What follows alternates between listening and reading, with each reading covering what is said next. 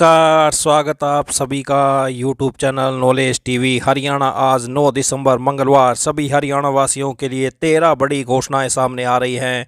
बड़ी घोषणा, आदेश, ऐलान, क्या है पूरी अपडेट, आइए देखते हैं। हरियाणा की हर छोटी से बड़ी योजना, घोषणा, आदेश, निर्णय, फैसला, मौसम, सभी की जानकारी सबसे पहले यहाँ पर मिलती रहती है, तो चैनल को सब्सक्राइब भी जरूर कर लें। तो चलिए देखते हैं हरियाणा से 13 बड़ी खबरें, घोषणा, ऐलान। पहली बड़ी घोषणा, हरियाणा सरकार ने कांस्टेबल और सब इंस्पेक्टर भर्ती के नियमों में बदलाव को मंजूरी दे दी है। नए नियमों के तहत हरियाणा कर्मचारी चयन आयोग शारीरिक मापन परीक्षण पीएमटी और शारीरिक स्क्रीनिंग प्रशिक्षण पीएसटी में पास उम्मीदवारों को प्रत्येक श्रेणी के विज्ञापित पदों की संख्या से 10 गुना उम्मीदवारों को लिखित परीक्षा के लिए बुलाया जाएगा। सीएम ने बताया कि अब लिखित परीक्षा में 97% वेटेज होगा, जो ऑब्जेक्टिव टाइप प्रश्नों पर आधारित होगा। इसमें प्रत्येक प्रश्न समान अंक का होगा। हिंदी व अंग्रेजी दोनों भाषाओं में मल्टीपल चॉइस प्रश्न होंगे। सामान्य अध्ययन, सामान्य विज्ञान, करंट अफेयर, तर्क शक्ति व मानसिक योग्यता, संख्यात्मक क्षमता व कृषि, पशुपालन और संबंधित ट्रेड के विषय इसमें रहेंगे। 10% प्रश्न कंप्यूटर ज्ञान और 20% प्रश्न हरियाणा से जुड़े सामान्य ज्ञान के पूछे जाएंगे। नए नियमों से एनसीसी के कैडेटों को फायदा होगा। उन्हें अब अतिरिक्त बोनस अंक मिलेंगे। एनसीसी के ए सर्टिफिकेट पर 1, बी सर्टिफिकेट पर 2 व सी पर 3 अंक मिलेंगे। ये अतिरिक्त अंक कांस्टेबल और सब इंस्पेक्टर दोनों पदों पर लागू होंगे। कांस्टेबल भर्ती के लिए पेपर का स्तर 12वीं स्तर का रहेगा। सब इंस्पेक्टर की सीधी भर्ती में स्नातक स्तर के प्रश्न पूछे जाएंगे। सामान्य वर्ग के लिए 50%, आरक्षित वर्ग के लिए 40% अंक लाना अनिवार्य है। वहीं राज्य लेखा निदेशालय हरियाणा के ग्रुप ए, बी और सी पदों के लिए मसौदा सेवा नियमों को भी मंजूरी प्रदान कर दी गई है। हरियाणा सिविल सेवा नियम 2008 में संशोधन को मंजूरी दे दी गई है। अब एचसीएस मुख्य परीक्षा में 6 पेपर होंगे।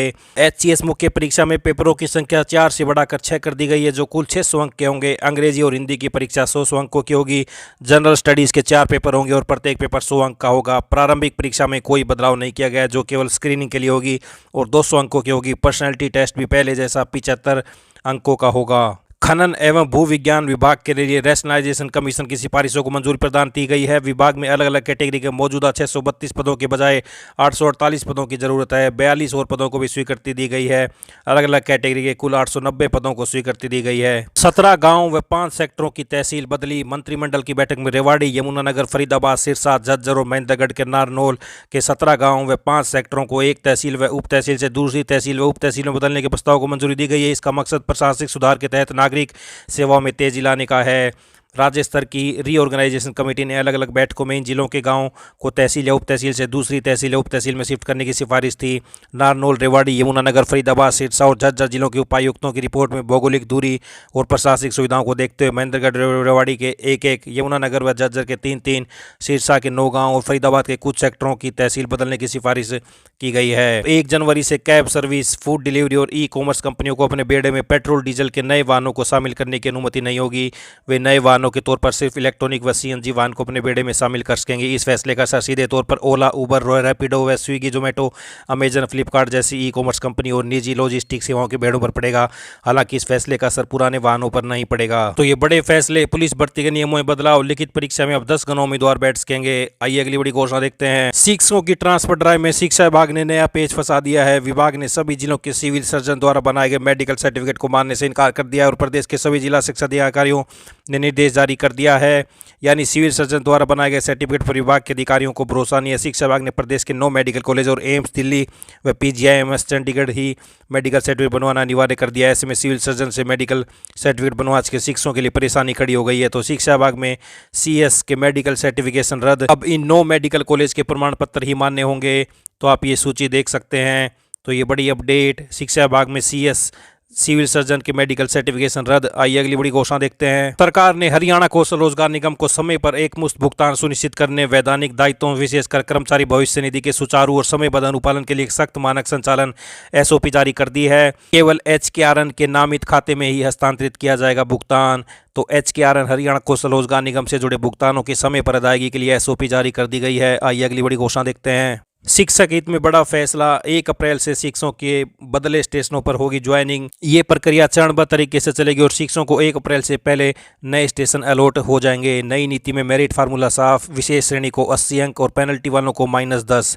तो ये बड़ी अपडेट। आइए अगली बड़ी घोषणा देखते हैं। हरियाणा के किसानों की आय में बढ़ोतरी के लिए सरकार परंपरागत खेती की बजाय बागवानी की खेती को बढ़ावा दे रही है। जो किसान परंपरागत खेती को छोड़ बागवानी की तरफ जा रहे हैं, उन्हें हरियाणा कृषि एवं किसान कल्याण विभाग अनुदान देता है। सुगंधित पौधों की खेती करने वाले किसानों को भी सरकार अनुदान दे रही है। हरियाणा उद्यान विभाग के अनुसार प्रदेश में सुगंधित पौधों की खेती करने पर 8,000 रुपये प्रति एकड़ अनुदान दिया जाता है। किसान अधिकतम 5 एकड़ जमीन के लिए यह अनुदान की राशि पा सकते हैं। विभागीय अधिकारी ने बताया कि यह अनुदान किसानों के खातों में सीधा भेजा जाता है। मेरी फसल मेरा ब्यौरा के माध्यम से पंजीकरण कराना होता है। हॉटनेट पोर्टल पर भी पंजीकरण करा सकते हैं। आवेदकों को आवेदन के साथ व्यक्तिगत पूरा ब्यौरा देना होता है। परिवार पहचान पत्र पीपीपी भी आवेदन के साथ लगाना होगा।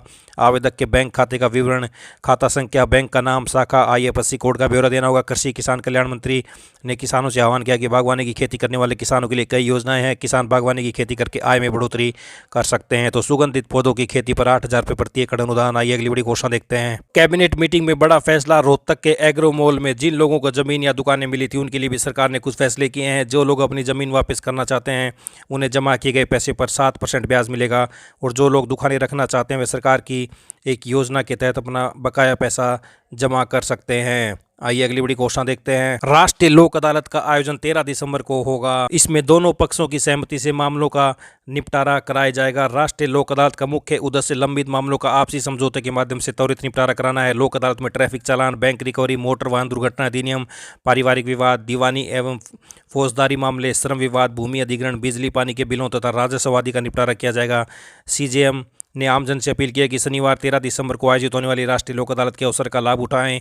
आइए अगली बड़ी घोषणा देखते हैं। हरियाणा राज्य ग्रामीण आजीविका मिशन ग्रामीण विकास विभाग हरियाणा सरकार द्वारा फरीदाबाद में सरस आजीविका मेला 2025 का आयोजन एचएसवीपी ग्राउंड सेक्टर 12 में दिनांक 22 दिसंबर से 5 जनवरी तक किया जाएगा।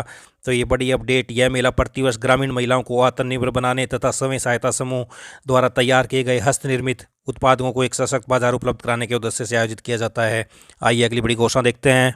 हरियाणा में डायरेक्ट एसएमओ भर्ती सहित विभिन्न मांगों पर समाधान न होने के चलते सरकारी डॉक्टरों की 2 दिन की हड़ताल आज दूसरे दिन भी जारी है।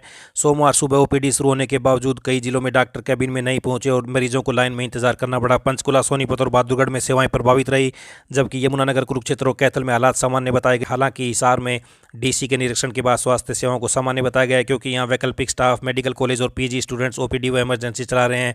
पहले दिन हड़ताल के बीच ही झज्जर में इमरजेंसी में पहुंची एक महिला को समय पर उपचार देकर बचाया गया, जिसे बाद में पीजीआई रेफर कर दिया गया। डॉक्टरों ने कहा कि प्राथमिक उपचार नहीं मिलता तो हालत गंभीर हो सकती थी। उधर एसोसिएशन ने फिर दोहराया कि एसीपी सहित मांगे नहीं मानी गई तो 10 दिसंबर से अनिश्चितकालीन हड़ताल शुरू कर देंगे। तो ये सभी हरियाणा वासियों के लिए आज बड़ी खबरें, घोषणा, ऐलान, पल पल की अपडेट आप सभी को मिलती रहेगी। चैनल को सब्सक्राइब जरूर कर